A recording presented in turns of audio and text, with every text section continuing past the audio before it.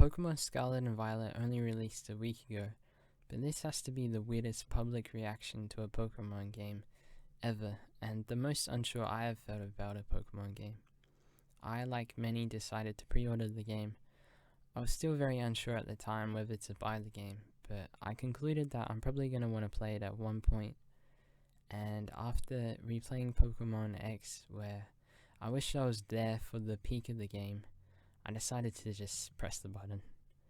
And so far, I kind of regret that decision. I think it would have been more wise of me to just wait and give it a bit more thought before deciding. But I guess the main reason I regret it so far is because I don't really want to deal with the game.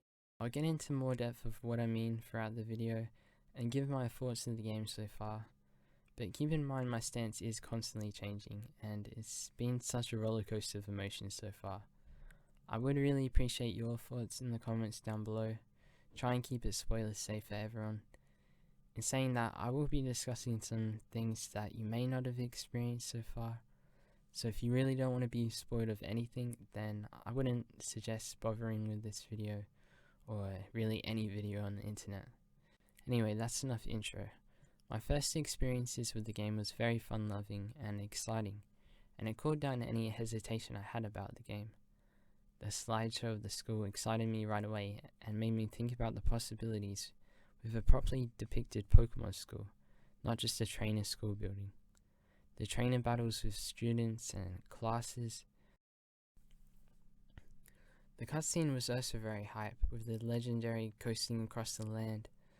I also appreciated the small details, like when you reopen the game, you can hear like the cafeteria noises in the background.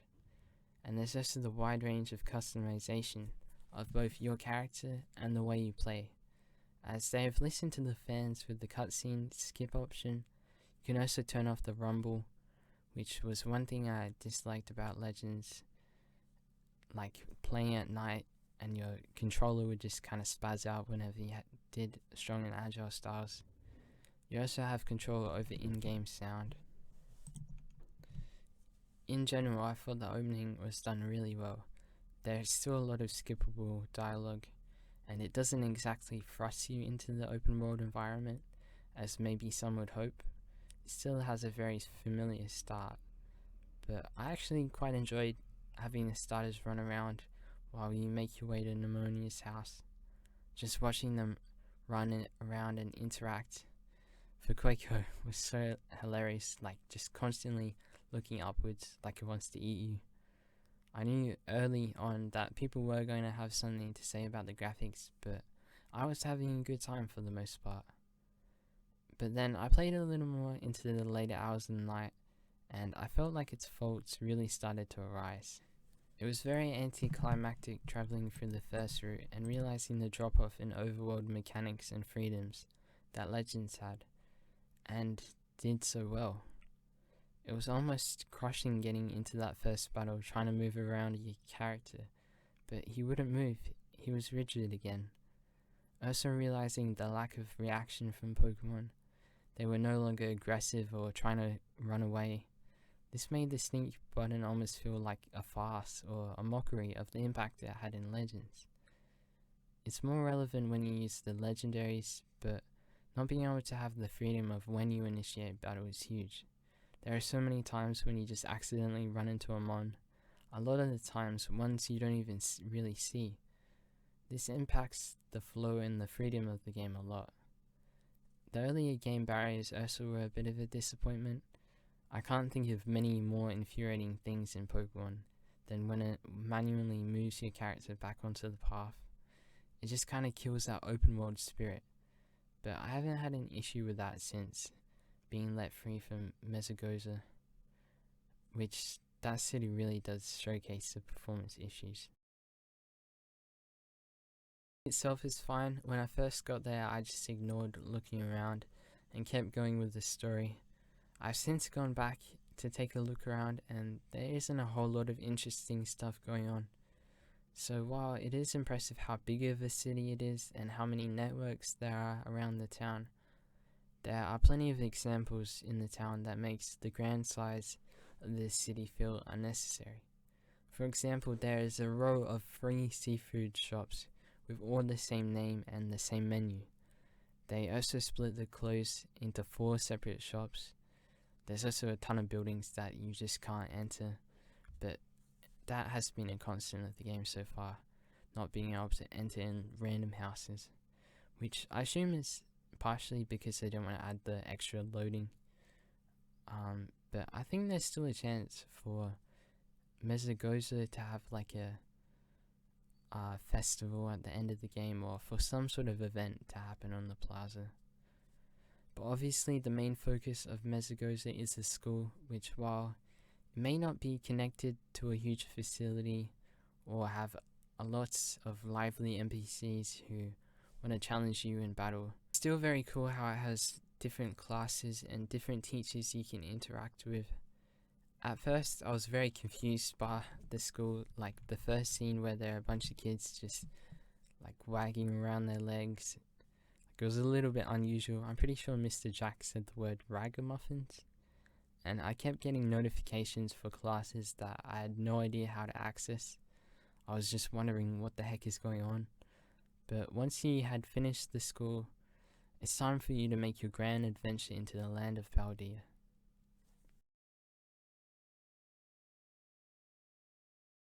Open world is where I have had the most struggles with the game.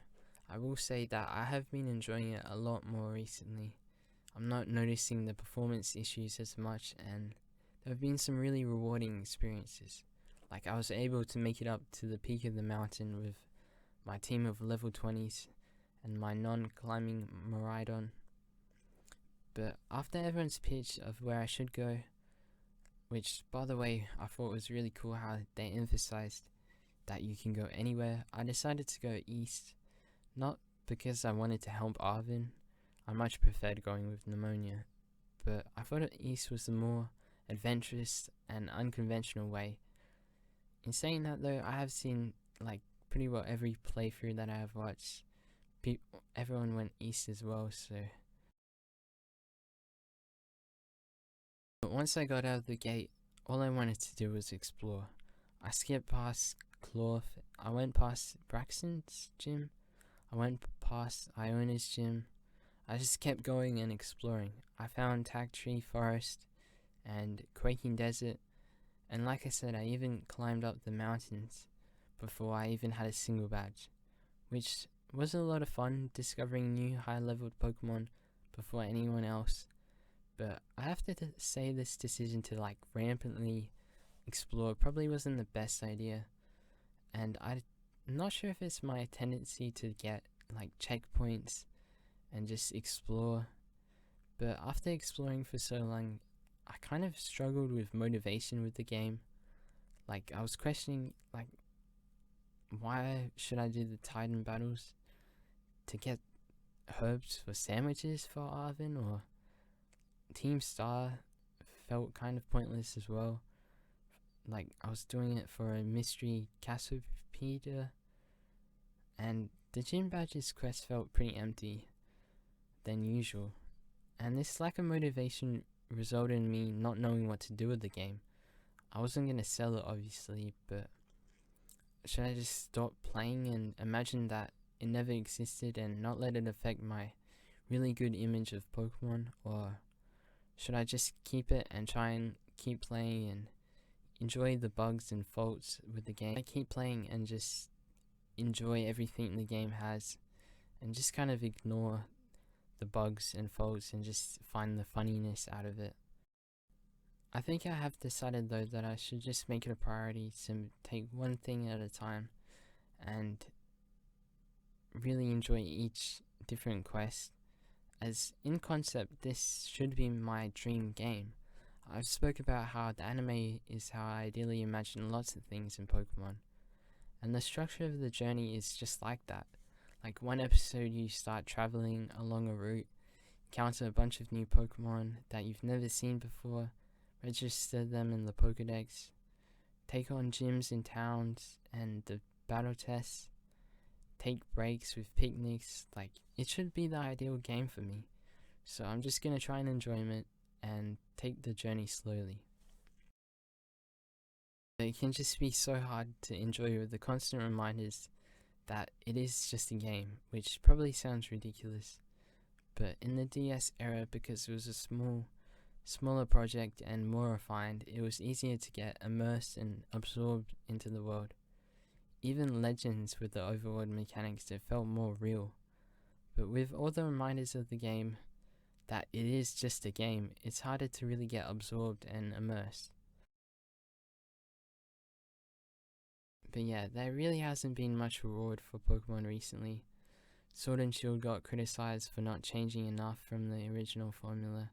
Now Scarlet and Violet are being criticized for being too ambitious. There was a brief period of relief and hope for the franchise, which I'll make a video about. Well, I should be releasing a video about it tomorrow. Legends Arceus. Anyway, I'm about to go and take on the second gym. Let me know what your thoughts are of the game so far. I mean, again, it's only been a week since Scarlet and Violet came out, but let me know where you kind of stand on what the future of Pokemon should be. Should they continue along this 3D open world, or should they return to the more linear 2D roots? The game definitely feels more disconnected to any of its predecessors, which again isn't a bad thing. We wanted something different, and as I said, we already have a range of 2D linear games. But man, they really needed more time. I really wouldn't have minded if it came out like next year, November.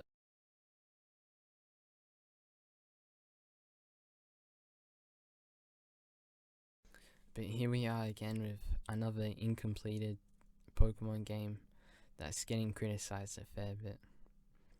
The very last thing I wanted to discuss is my suspicion so far. I've only done one gym and 3 Titan battles. I haven't attempted a Team Star. I don't know what you call it really, like takedown. Last thing I wanted to discuss is my suspicion so far. I'm still very early into the game. I've only done 1 badge and I haven't done any of the Team Star stuff yet. And I've done 3 of the Titan Pokemon. So the first thing is Team Star, like, they have to be somewhat of a copy of Team Skull.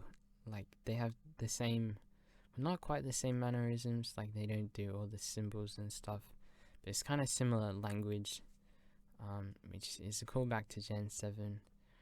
It's not the only callback though, because Clanville is also very hilarious with the Clive transformation. I didn't even notice it first. Like, if the game didn't point it out, I probably wouldn't have noticed it for a little while. But it's a hilarious thing as well. Like, we did hear Clanville say he really didn't like Team Star. But yeah, to take it upon himself like that is really funny. But also there was another callback to Kukui. Obviously Kukui changed into the Masked Royal as well, but how he intruded our house with just sounding the doorbell and just walking in straight away. I have heard munchingorange say that he could be evil, like in one of his predictions. And he does kind of have those traits. Like, there's definitely some mystery around Clanville. And I also heard munchingorange suggest that Penny could be evil, which I'm totally suspecting that the Cassiopeia person is Penny, considering, like, I feel like the silhouette is slightly similar, and considering Penny is meant to be a main-ish character, we've only met her once. Obviously she had that interaction with Team Star and knew to call us, so I haven't seen her since we saw her, so I'm thinking that she could be Cassiopeia, or however you say that name. I'm probably butchering that name.